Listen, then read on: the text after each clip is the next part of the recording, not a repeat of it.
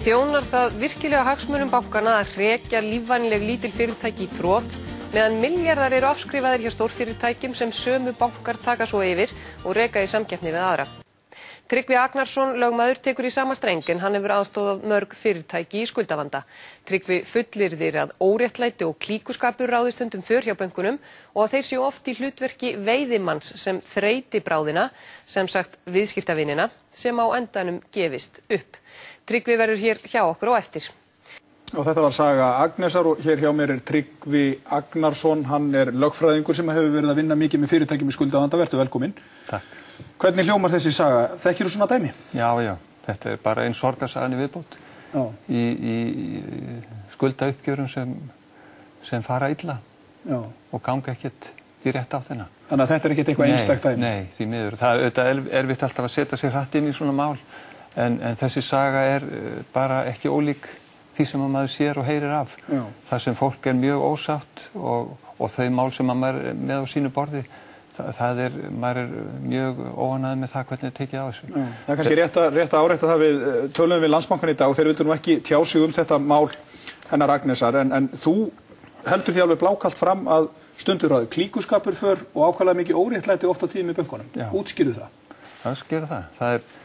Það bara þannig að sko, í þessum uppgjörsmálum og öll þekkjum við það að í rauninni stóru fyrirtækin sem að menn töldu nú að væri mjög mikil spurning hvort það væri á vetursetjandi. Þau hafa siglt sinn sjó og njóta greinilega mikillar samúðar og eigendur þeirra að miklum hluta.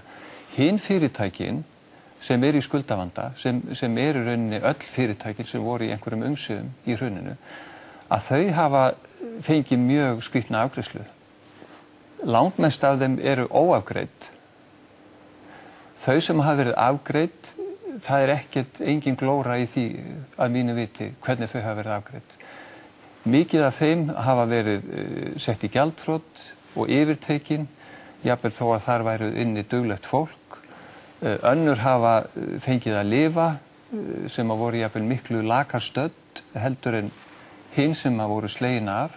Þannig að það ekkert vit í framkvæmdinni. Ekkert samræmi? Það í fyrsta lagi ekkert vit í framkvæmdinni og það ekkert samræmi. Þannig að allt sem að hinn góði og gegni borgari ætlast til þess að sé gert, það ekki virt.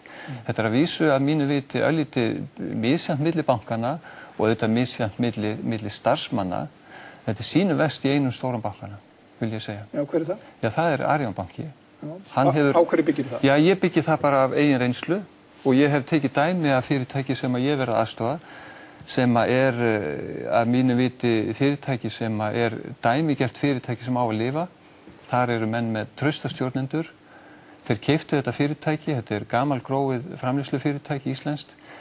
Þeir keyptu þetta 2007, fengu lán, komu með mikið eigið fé. Þeir hafa í þessu erfiða umhverfi, þeir hafa þrefaldað veltuna. Þeir eru með jákvætt sjóðstreymi, þeir eru með fína EBITDA, 15% EBITDA. Þannig að þeirra vandi var bara sá að þeir tóku til láns 300 milljónir rúmlega sem að bankin reikna núna í 1100 og verður auðvitað aldrei greitt. Myntkörfulán, já? Já, myntkörfulán, bara típist lán. Og í rauninni í þessu fyrirtæki, það svo skrítið að allar þessar deilur sem hafa verið hérna lögmæti lánana og vaxtana skipta engu máli í þessu dæmi. Það dómarnir sem hafa fallið, þeir skipta engu máli? Engu máli, vegna þess að fyrirtæki getur ekkert borgað meira af skuldum þó að einhver skuld sé reiknuð upp fram yfir greiðslugetuna. Þetta fyrirtæki til dæmis á engar eignir í löndum eða lóðum sem hægt að selja upp í 1100 milljónir. Félagi getur borgað þess að það tók til láns og margoft búið að lýsa því að það vilji gera það, en það má það ekki. Og hver eru rökin? Jú, menn hafa í rauninni verið sammála það hvað þeir geti borgað mikið. Ekki mikill ágreiningur það, en þeir segja bara, við treystum ykkur ekki. Já, þú vilt ekki nefna okkur nafnið á þessu fyrirtæki, það hefur ekki heimildi þess. Nei, ég hef það ekki. En það dæmi og kannski einhver önnur, einhver klíkuskapur á bakvið þetta? Eru menn að sölsa undir sig fyrirtækin til þess að koma þeim í hendur vildarvinna vegna þess að þær sögur ganga náttúrulega án þess að menn hafi kannski geta fært sönnur á það. Já. En sjáðu, í þessu dæmi sem ég að tala hérna, þá er ekki ágreiningur það hvað fyrirtæki getur borgað mikið. Það sem sagt í góðum höndum og það hefur verið vel rekið. En menn segja, það dugar ekki. Og þegar það dugar ekki, þá hugsa maður, hvað þá á seiði? Hvaða sjónarmið önnur koma til greina? Og þegar rökin eru þau að mönnum líki ekki við stjórnendur, eða þeir njóti ekki trausts, þá fer að hringja bjöllum hjá okkur. Og ég segi, í þessu dæmi, tiltekna dæmi, þar mun bankinn vafalítið tapa á því að gera það sem hann ætlar sér að gera. Hann tapar á því. Bankinn sjálfur tapar á því. Af hverju ætti hann þá að vera að því? Já, spyr sá sem ekki veit.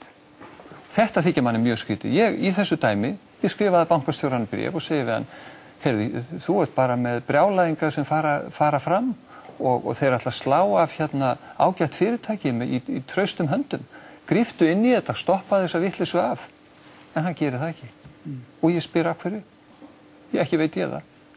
Það er ekki flókið að reikna út hvað fyrirtæki geta borgað út úr rekstrinum. Og það sem við erum að kalla eftir, við erum bara að kalla eftir skynsamlegum reglum það hvernig ná að taka svona vanda. Þær hafa ekki verið settar, þær reglur sem hafa verið settar og menn að vinna eftir núna, ef eru, þær eru bara óskynsamlegar. Og stjórnvöldin og stjórnmálamennirnir grípa ekki inn í. Þú hefur líkt þessu við bankinn í hlutverki veiðimannsins, viðskiptavinurinn í hlutverki viðskiptavinurinn bráðinn. Já. Og það er að þreyta bráðina og þá gefst upp. Já, það eins og konan sem vorum að hlusta á áðan sem lýsir þessum svipugöngum sem hún hefur gengið. Og það þekkja það allir sem skulda hvað þetta er erfitt.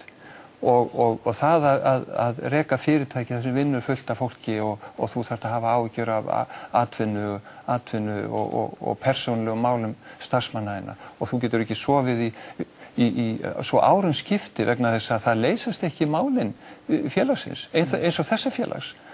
Þannig að við erum að tala um áralangan rekstur og menn hafa ekki geta komið sér saman eða sett reglur sem eitthvað vitir í þar sem að menn taka þessi fyrirtæki sem í vanda, flokkaðu skynsamlega niður, þú getur tekið fyrirtæki eins og þetta, þar sem að dómarnir skipta engu máli.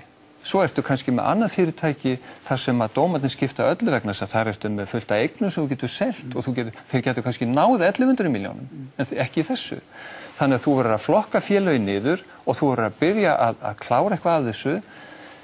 Og það er eitt sem ég vildi segja sem ég tel að skipti algjöru höfumáli í þessu. Það er það að þú þarft að hafa gott fólk í þessum uppgjörum. Þetta er svo viðkvæmt, bæði gagnvart einstaklingunum og fyrirtækjunum.